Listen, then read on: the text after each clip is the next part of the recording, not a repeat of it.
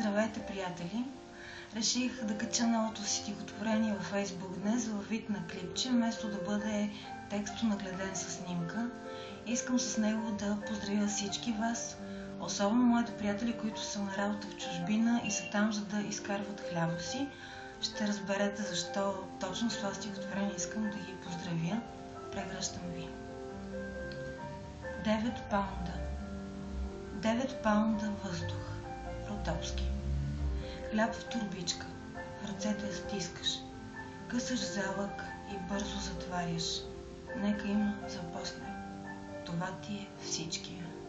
9 залъка, изстрел в лицето ми, а небето е родно и синьо. Как така и ти си детето на такава държава? Кажи ми. Само въздух и празни понятия.